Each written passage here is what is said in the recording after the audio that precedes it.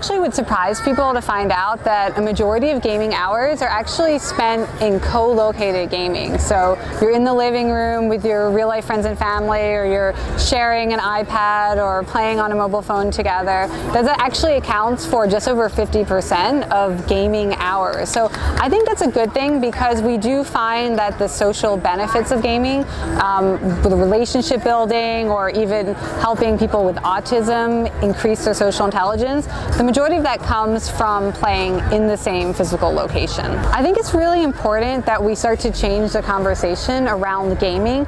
Too often we treat games as a way to escape reality, which they are, but we come back to reality with more than what we started, with more courage or more confidence or more creativity or a better ability to collaborate with others. And I think if we start to show gamers how that can bridge from their favorite games to the real world, that they will find naturally opportunities to unleash those abilities at school, at work, in their personal lives.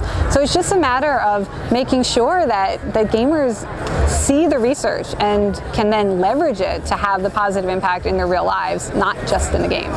It's going to be, I think, a bit of a long path to the Nobel Prize, which is why we're starting now. You know, I think we've still got another decade to go.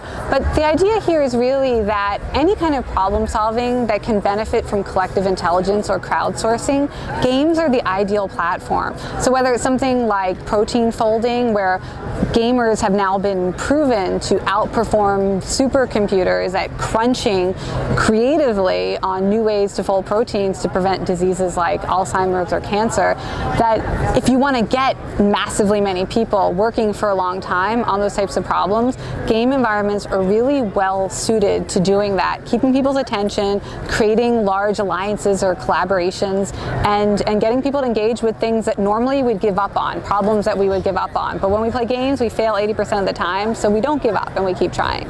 There are no hard and fast rules, but one thing we know is that games that seem to be really effective are either multiplayer games that we're playing with real-life friends and family, could be online, could be in person, or single-player games that make us feel like we are not going to win. Like games that are really hard, games that frustrate us. Games like Angry Birds is a really great example. Any game that gets us above that 80% fail rate is actually really good for us, because it builds resilience. The games that you might want to play less of are games where you are competing against strangers, anonymous strangers online. Those actually tend to potentially produce some increased aggression or increased hostility. Not in everyone, not all the time, but if you're looking to maximize positive benefits, play multiplayer with friends and family, or play co-op with strangers, or play single player that is really, really hard. The effects in gaming are so crucial to creating those positive emotions, to getting that sense of awe and wonder or delight, that how games look can really make a difference for how long gamers will stay in there with a tough challenge, or how excited they'll get about the game and tell friends and bring them in. So, you know, in my dream world, we have games that tackle real problems that bring the brilliance of the state of the art, the state of the artistry to those problems. I mean, right now, games that are a little bit more serious, they don't look that good, to be honest. So in my, dream world, the SIGGRAPH community can help be on the forefront of bringing what is so gorgeous to these more problem-solving, real-world changing games. Right now, we've just launched SuperBetter as an iPhone app. We're starting a clinical trial. We're starting a randomized controlled study.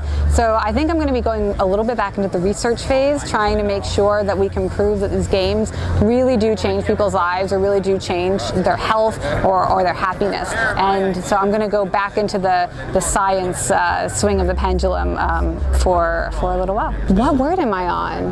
The gods had condemned Sisyphus to ceaselessly rolling a cookie up a hill, whence it would roll back down again. I think again. I'm on the word again. Yes. The moral of the story is if you're bored, make up a game and it will make you happy.